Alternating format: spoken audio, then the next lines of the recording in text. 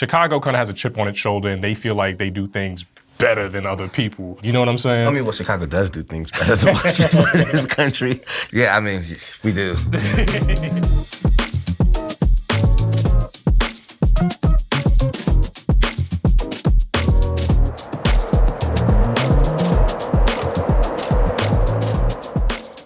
This is Sound in My City with Rémy Martin. I'm here with a legend from the local scene. They call him Disco, and he's from Chicago. I don't know how we're gonna end this, but I know how we're gonna start with Ric Wilson. How you doing today, Rick? What's going on, man? I'm feeling good. I'm feeling fly. Yeah, I mean, you look the part, I will say. So the way we're gonna start right now is we're gonna try some of this Rémy Martin V.S.O.P. We're gonna get a taste of it, really get acclimated with the flavors, and then from there, we're gonna put it in a cocktail. How's that sound? That sounds good. Let's do it. We got the L train going in the background, too. Yeah, it's a vibe. That's the sound of the city, honestly. Yeah, literally. I just want to raise a glass to you, toast to all the success that you're having in your career. Cheers, Rick. Cheers. Let's see what it's saying. For me personally, I get a lot of brown sugar, some fruit notes. I mean, it's very elegant, really smooth. I mean, it tastes like spring, but like that first real spring, I don't know if you know, where you from? I'm from New Jersey. Yeah, so in Chicago, it'd be cold. Yeah. As hell. And then when you get that first whiff of like spring, wind, and air, this is the vibe that this has. Yeah. So the reason why we wanted to start kind of with the base drink is because you get an idea of what it is, and I honestly want to get an idea of what your musical style is. Where are you really drawing inspiration from? Is it something that happens in the city, or is it a little bit closer to home for you? When I'm making music, I just always think about, hey, what gathering will this song be played at? For a spot like this, I want to make something that feels like an afters or the beginning to the end of a night. I don't know if you've ever been in somewhere where like, it's like people dancing a lot of loud music and the walls start sweating and shit. Oh, yeah. Like, I feel like sometimes I want to make some that sounds like that, so. I think we're gonna move on to the cocktail. I'm gonna lay down a couple of coasters. We're gonna get our drink over here.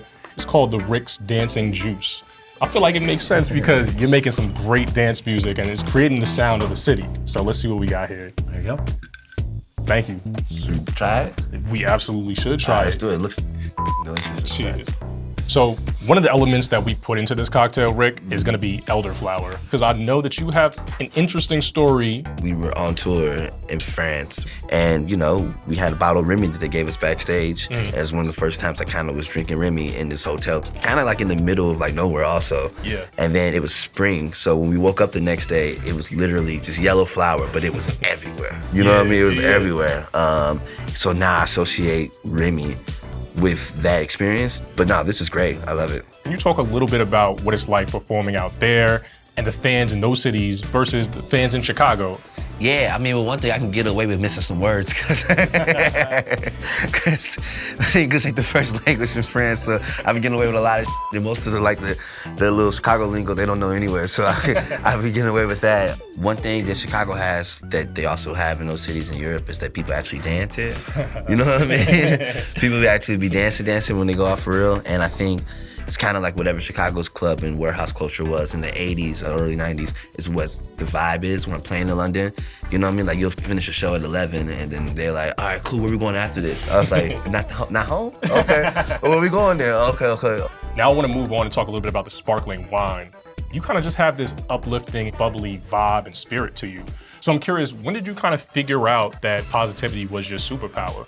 People in Chicago used to say stay dangerous. Yeah. But they would say it smiling, you know? And I just always thought about like how like, oh, there you go again. Early 2010s, people had this notion of being scared of the city that I was from because of these people that I grew up with, and I don't see that side of those people. And I was thinking if I can capture that beauty into some music that I'm making, but then also keep that whole stay dangerous vibe, you know, it's like that real, like it's real out here, like racism's actively on our ass, you know what I mean? All the time. Fascism's on the rise. But then at the same time, though, we can escape it just for a couple of hours, you know, dancing. Yeah. Drinking some Remy, you know what I mean? I actually really love that answer. That's perfect. So, okay, let's go back to the elements of the cocktail. We kind of have the citrus wheel in here, and for me, it just reminds me of summertime. And I know a lot of people talk about how special summertime in Chicago is. So what has your experience been? We got this lake, we got this beach, and then we got all these street fests. and then just something happening every single day. Like it's just busting. Well, I mean, it's gonna be lit today because you're gonna be performing a little bit later. But we jump starting it right here, I know, right we're today. ready for the Literally, party it's the 1st of today. June. So I cannot wait. I mean, that's actually a great segue because another element in this cocktail is gonna be the gold glitter, and it really, yeah, there's a little bit in there. Okay. It kind of just sets things apart, and I feel like Chicago is set apart from the rest of the Midwest. But also, your music is set apart from a lot of what people are doing today in Chicago. So can you talk a little bit about like why you wanted to pick up that heritage of dance music? I grew up thinking that house music was like old black people music, you know what I mean? I get and that. that dance music was just installed in me at such a young age. This trying to be the best rapper, thing is like not it for me. And then I also used to be an organizer here in the city. I was trying to always figure out how can I talk about stuff that's real, but then also like make people body moves, you know? Because I got tired of also going to shows where people weren't dancing.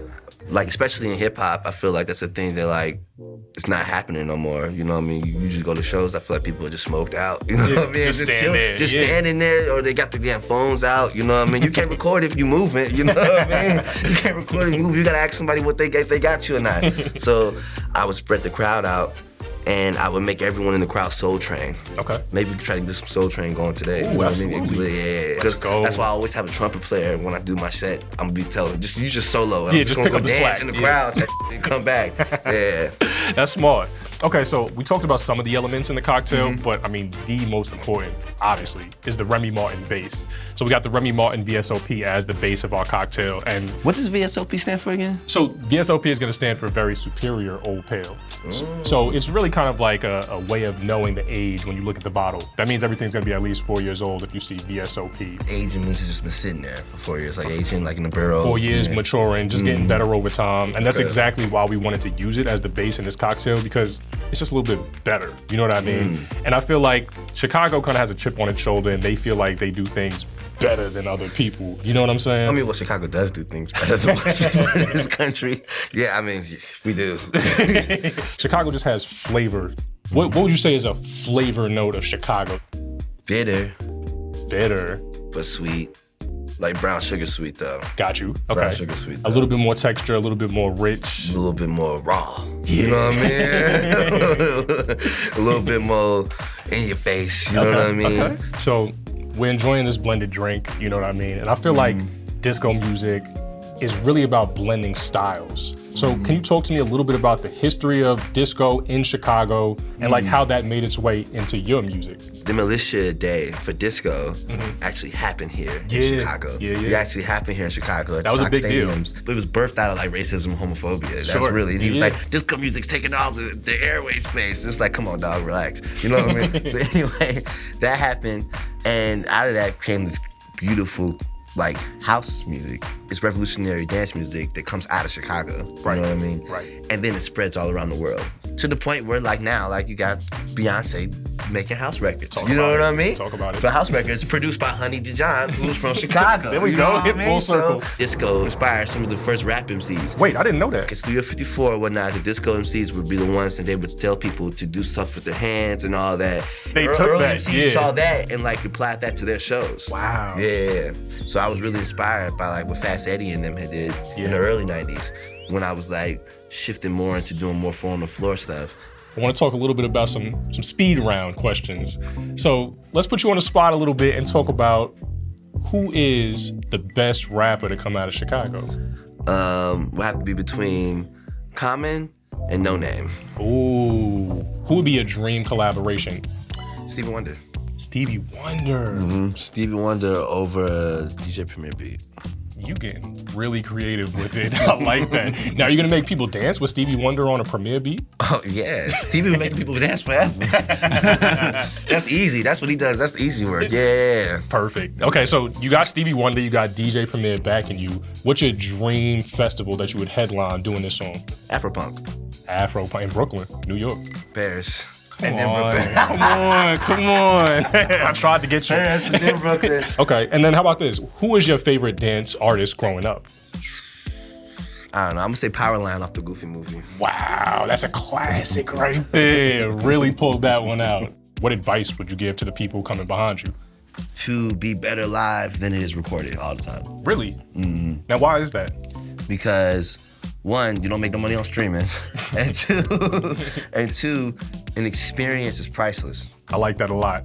Okay, so we started off by toasting to you, Ric Wilson, your success, your career. I want you to toast to your city and let people know why Chicago is the place to be. Shout out to my city, the most humble place in the world, the most in-your-face place in the world, the most sarcastic place in the world, the hottest place in the world, but also can be the coldest place in the world. I love you forever. This is the sound of my city. This is Ric Wilson. And here I am right here also. Cheers, Rick. Cheers.